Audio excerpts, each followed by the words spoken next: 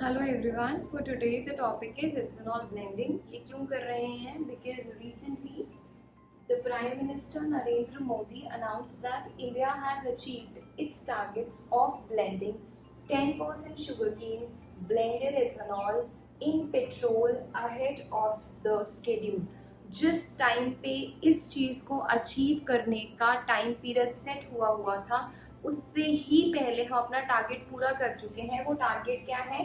10% blend करना है ethanol को पेट्रोल के बीच में, तो वो हमने जल्दी अचीव कर लिया। इस वजह से ये चीज न्यूज में थी। तो हम डिस्कस करते हैं what is ethanol blending. Ethanol blending आपको समझ में आ गया होगा, जब इथेनॉल को हम ब्लेंड कर रहे हैं पेट्रोल के साथ। क्यों कर रहे हैं, क्या कंसर्न्स है, क्या बेनिफिट्स हैं, वो धीरे धीरे हम जानेंगे। बट सबसे पहले हम जानते हैं इथेनॉल के बारे में। इथेनॉल है क्या चीज? So let's know what is ethanol. It is ethyl alcohol. Ethyl alcohol है, केमिकल कंपाउंड है जिसका फॉर्मूला ये है। Produced from starch and sugar crops. Sugar crops तो ज्यादा इंपॉर्टेंट है, याद रखना है। स्टार्च या शुगर क्रॉप, शुगर केन है, वहां से ये प्रोड्यूस होता है। It is commonly blended with petrol. और हमने रिसेंटली कितने का टारगेट अचीव करा है? 10% का अचीव करा है। जो इथेनॉल है, it is clear colourless liquid. It is biodegradable, low in toxicity and cause little environmental pollution. Ethanol burns to produce carbon dioxide and water, and this point is very important. Ethanol is high octane fuel, hence octane enhancer in petrol. तो ये सारी चीजें हैं किसके बारे में? Ethanol के बारे में, जो आपको पता होनी चाहिए। और हम इथेनॉल ब्लेंडिंग क्यों प्रेफर कर रहे हैं? Because of such things which are related to ethanol.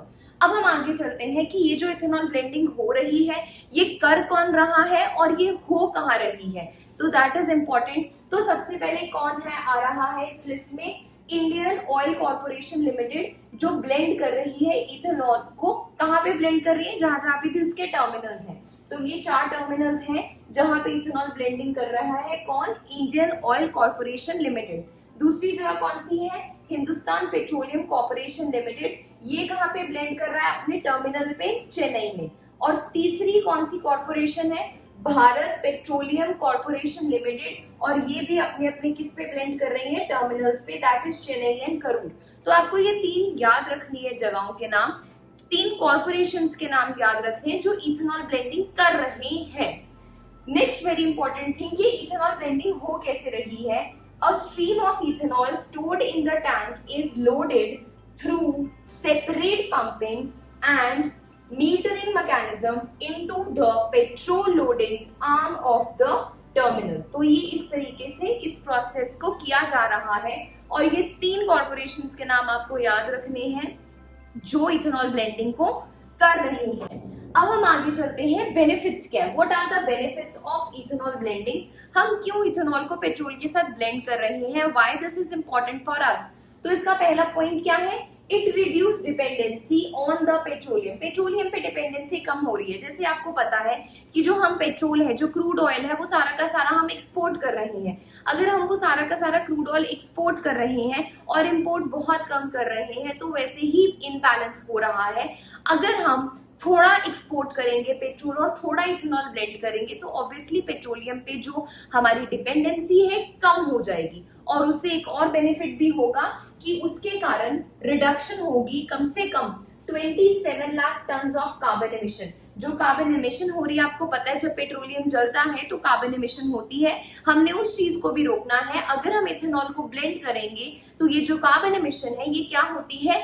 कम हो जाएगी। तो ये एक बहुत इंपॉर्टेंट पॉइंट है। दूसरा है पैसे बच रहे हैं, save money. Save foreign exchange worth of rupees 41,000 crore. इतना पैसा हम बचा चुके हैं। कैसे बच रहा है? ये इस तरीके से बच रहा है, जैसे मैंने आपको बताया कि जो हम पेट्रोल है वो क्या कर रहे हैं? हम एक्सपोर्ट कर रहे हैं। इंपोर्ट इतना ज्यादा नहीं हो रहा जितना एक्सपोर्ट हो रहा है। अगर हम पेट्रोलियम प्लस इथेनॉल क्या करेंगे? ब्लेंड कर देंगे, तो जो पेट्रोलियम है उसका एक्सपोर्ट कम हो जाएगा। कम होने से वो जो एक्सपोर्ट वाला पैसा है हम वो बचा रहे हैं। और वो पैसा कितना बचाया है हमने? 41,000 crore. Next point is less polluting. आपको पता है अभी लेस पॉल्यूटिंग क्यों है? क्योंकि कार्बन एमिशन कम होगी। Less polluting fuel and offers equivalent efficiency at lower cost then petrol. जो इथेनॉल प्लस पेट्रोल का ब्लेंडिंग हो रहा है उसकी कॉस्टिंग भी कम पड़ रही है, बट उसकी एफिशिएंसी कम नहीं हो रही, एफिशिएंसी उतनी ही है। Next, farmers of the country have earned near about 40600 crores in the last 8 years due to increase in ethanol blending। farmers कैसे कमा रहे हैं? farmers इस तरीके से कमा रहे हैं, आपको पता है इथेनॉल कहाँ से आएगा? शुगर केन इंडस्ट्री से। शुगर केन इंडस्ट्री के लिए क्या चाहिए? शुगर केन चाहिए। शुगर केन इंडस्ट्री का भी रोल आ रहा है, शुगर केन का भी रोल आ रहा है। अगर शुगर केन का रोल आ रहा है तो फार्मर्स का भी रोल आ रहा है। अगर इथेनॉल ब्लेंडिंग इंक्रीज हो रही है तो फार्मर्स भी बेनिफिट हो रहे हैं, और डाटा के हिसाब से कितने फार्मर्स को बेनिफिट हुआ है? 40600 करोड़ का बेनिफिट हुआ है फार्मर्स को। मतलब इतना पैसा फार्मर्स ने जिस तरीके से इथेनॉल की प्रोडक्शन जारी करी है उस हिसाब से इतना पैसा क्या करा गया है? कमाया गया है उनके द्वारा। तो ये सारे क्या है? बेनिफिट्स हैं। हम इथेनॉल की जो ब्लेंडिंग कर रहे हैं उसके बेनिफिट्स क्या है? अब हमारे पास एक चीज आती है which is national policy on biofuels. National policy on biofuels के बारे में आपको पता होने चाहिए कुछ ब्रीफ पॉइंट्स, तो आइए जानते हैं। The centre promotes the ethanol blended petrol. जो सेंटर है वो क्या प्रमोट कर रही है? Ethanol blending petrol. क्यों कर रही है? इसका एम क्या है? इसका एम है enhancing energy security, reducing import dependency, जैसे कि मैंने आपको बताया, saving foreign exchange, addressing environmental issue and giving a boost to agriculture. ये सारे के सारे पॉइंट्स हम अभी बेनिफिट्स में डिस्कस कर चुके हैं।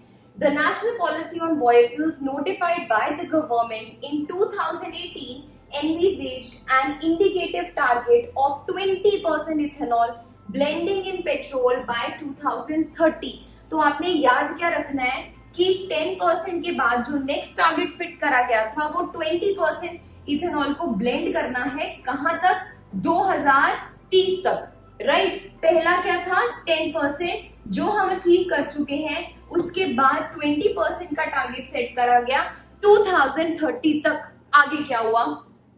Given the encouraging performance and various interventions made by the government since 2014, the 20% target was advanced to 2025 to 26। तो जो 2030 तक फिक्स करा गया था उसको एडवांस करके 25-26 कर दिया, बिकॉज इथेनॉल ब्लेंडिंग का जो प्रोसेस है वो बहुत अच्छा और बेनिफिशियल तरीके से चल रहा था। तो याद रखना है, अब हमारा टारगेट क्या है? 20% इथेनॉल ब्लेंडिंग को अचीव करना है। कब तक? 2025 और 26 तक। 10% वाला हम टाइम पीरियड से पहले ही अचीव कर चुके हैं। तो आगे बढ़ते हैं। Due to coordinated efforts of the public sector oil marketing company, the target of the 10% blending under the program has been achieved much ahead of the targeted timeline of November 2022। Timeline क्या थी? 2022 तक 10% ethanol blending वाला target पूरा करना है, but हम पहले ही कर चुके हैं। तो 10% वाला कर लिया है, 20% वाला करना है 2025 और 26 तक, और ये चीज भूलनी नहीं है। आगे चलते हैं। The public sector OMCs have attained an average of 10% ethanol blending in petrol across the country, said the Ministry of Petroleum and Natural Gas। ये याद रखना है, ये जो ब्लेंडिंग हो रही है इसके लिए कौन सी मिनिस्ट्री रिस्पॉन्सिबल है? Ministry of petroleum and natural gas. With all the initiatives taken by the government, the EBP program, ethanol blending program, is on the track to achieve the target of 20% blending by 2025 and 26। तो ये आपने याद रखना है, ये बहुत ज्यादा जरूरी है कि जो नेशनल बायोफ्यूल पॉलिसी है उसमें जो मिनिस्ट्री है उसने बोला है 20% इथेनॉल ब्लेंडिंग का टारगेट अचीव करना है। कब तक करना है? 25-26 तक करना है। आगे चलते हैं। कंसर्न्स, बेनिफिट्स तो जान लिए, कंसर्न्स क्या है? क्या इसके रिलेटेड कोई कंसर्न्स है? बिल्कुल है। तो आइए जानते हैं concerns. National policy on biofuels ही हमारा एक कंसर्न है। कैसे कंसर्न है? The new ethanol blending target primarily focus on food based feedstock. ये बोल रहा है, कंसर्न क्या है कि जो ये बायोफ्यूल पॉलिसी है वो बोल रही है इथेनॉल ब्लेंडिंग करो, बहुत अच्छी बात है, बट ये जो इथेनॉल है ये आ कहाँ से रहा है? ये फूड स्टॉक से आ रहा है, जैसे कि शुगर केन, ठीक है, और भी बहुत सारी चीजें हैं जहां से ये अचीव करा जा सकता है। तो जो फूड स्टॉक है वो हमारे लिए कंसर्न है। नेक्स्ट, रिस्क ऑफ हंगर, क्योंकि अगर फूड बेस्ड कोई चीज से हम इथेनॉल ले रहे हैं, वहां से बना रहे हैं, तो हंगर का रिस्क हो सकता है। ऑलरेडी हमारी कंट्री हंगर इंडेक्स में बहुत पीछे चल रही है। Next, cost, production of biofuels require land and this impacts the cost of biofuel as well as of the food crops. Water use, massive quantities of the waters are required for proper irrigation of biofuel crops. Efficiency, fossil fuels produce more energy than some of the biofuels. तो ये कुछ concern है। अगर आपको benefits पता होने चाहिए तो साथ में कंसर्न्स भी पता होने चाहिए। तो ये कंसर्न है with respect to the ethanol blending. जब भी हम बायोफ्यूल्स की बात करते हैं, जैसे कि ये इथेनॉल एक तरीके का बायोफ्यूल है, तो बायोफ्यूल की कैटेगरीज आती है, जनरेशंस आती हैं, वो हमें जाननी बहुत जरूरी है।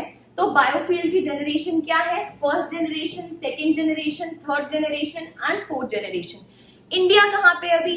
इंडिया अभी फर्स्ट जनरेशन पे है। इंडिया कोशिश कर रहा है कि वो सेकेंड जनरेशन बायोफ्यूल्स पे आ जाए एंड फिर सब्सिक्वेंटली थर्ड एंड फोर्थ पे, but these are the types of biofuel generation, first, second and third. और इंडिया कहाँ पे है? अभी फर्स्ट जनरेशन पे है, जहां पे वो एडिबल आइटम्स को यूज करता है, जैसे कि शुगर और cornstarch for the ethanol blending. अब हम जानते हैं कि ये फर्स्ट जनरेशन और सेकेंड जनरेशन क्या है। जनरेशन सबसे पहले शुरू करते हैं हम फर्स्ट जनरेशन से। फर्स्ट जनरेशन, सेकेंड और थर्ड और फोर्थ में डिफरेंस क्या है? जो फर्स्ट जनरेशन है, this is derived from the edible plants grown on arable land. याद रखना है, एडिबल प्लांट्स है और इरेबल लैंड है। एग्जांपल जैसे कि ethanol and butanol produced via yeast fermentation. Crops include wheat, sugarcane, oily seeds, attributed as the potential reason for the recent spike in the food prices। और net energy यहाँ पे क्या होती है? नेगेटिव होती है। तो याद रखना है फर्स्ट जनरेशन वाले बायोफ्यूल्स कौन से? जहां पे इरिएबल लैंड मतलब कल्टिवेबल लैंड और एडिबल चीजें यूज करी जाती है, खाने वाली। एडिबल मतलब जो खाने वाली चीजें हैं, उनसे फर्स्ट जनरेशन बायोफ्यूल्स क्या होते हैं? अटेन होते हैं। उसके बाद हम चलते हैं सेकेंड जनरेशन। सेकेंड जनरेशन वाले कौन से हैं? Which are produced from the non edible crops, जो हम खा नहीं सकते, and which are grown on non arable land, जैसे कि lignocellulosic content which include wood and organic paste. इनको ना ही आप खा सकते हो और ना ही इनका कोई ऐसे इरेबल लैंड होता है। तो इनसे जो भी क्या निकलेंगे? बायोफ्यूल्स निकलेंगे, उनको हम सेकेंड जनरेशन बोलते हैं। और इनका जो पोटेंशियल है, एनर्जी पॉजिटिव, नेट एनर्जी क्या होती है? पॉजिटिव, इसमें नेट एनर्जी नेगेटिव। नेक्स्ट आते हैं थर्ड जनरेशन। थर्ड जनरेशन वाले ऐसे कौन से हैं? थर्ड जनरेशन वाले होते हैं जो प्रोड्यूस होते हैं एल्गी से या फिर माइक्रो ऑर्गेनिज्म से। These organism can be grown from the sunlight, carbon dioxide या फिर brackish water, does not use irrigable land, fastest growing of all the biofuel sources, potentially carbon neutral, very important, potentially carbon क्या है? carbon neutral है। तो इनको ना edible में आते हैं, एडिबल क्रॉप्स में आएंगे, ना इनको एडिबल ऐसे कोई एरिएबल लैंड चाहिए, but these are just micro organism. वो वहां पे ग्रो करेंगे जहां पे इनका फेवरेबल एनवायरमेंट होगा। एंड दीज ऑर्गेनिज्म से जो भी हमारे पास प्रोडक्ट निकलेगा थर्ड जनरेशन बायोफ्यूल से, वहां से जो कार्बन है that is carbon neutral. Next आते हैं हम फोर्थ जनरेशन पे। फोर्थ जनरेशन क्या है? Genetic engineering of the organism for efficient production of biofuels. इसमें आता क्या है? इसमें आता है altering lipid characteristics and introducing lipid excretion pathways। And इसका एम क्या है? Aim to be carbon negative by creating artificial carbon sink. Very important. अगर हम इनका ऑर्डर देखें सबसे अच्छे कौन से, तो सबसे अच्छे तो ये वाले हैं। इंडिया अभी फर्स्ट जनरेशन पे है और इंडिया सेकेंड जनरेशन पे आने की पूरी कोशिश में है।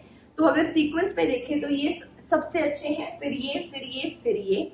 तो आपने याद रखना है फर्स्ट जनरेशन बायोफ्यूल्स क्या होते हैं, एग्जांपल्स क्या हैं। इसी तरीके से सेकेंड, थर्ड और फोर्थ जनरेशन। और इथेनॉल कहाँ पे लाया करता है? इथेनॉल ब्लेंडिंग की जो हमने टॉपिक की बात करी है वो इथेनॉल फर्स्ट जनरेशन बायोफ्यूल में लाई करता है। तो ये आज का टॉपिक है। आई होप यू अंडरस्टूड कि क्या इथेनॉल ब्लेंडिंग है। अब दो क्वेश्चंस हैं जो आपको आंसर करने हैं, वो क्या है, the main component of bioethanol. I hope आप आंसर कर पाओगे कि मेन कंपोनेंट क्या है। हमने अभी फर्स्ट स्लाइड में करा है main component of bioethanol. With reference to the ethanol blending consider the following statement.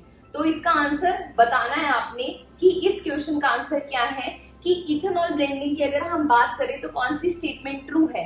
The notified national policy on biofuel 2018 provided an indicative target of blending 5% ethanol in petrol by 2030। आपने बताना है ये statement सही है कि गलत। I hope ये आपको पता होगा।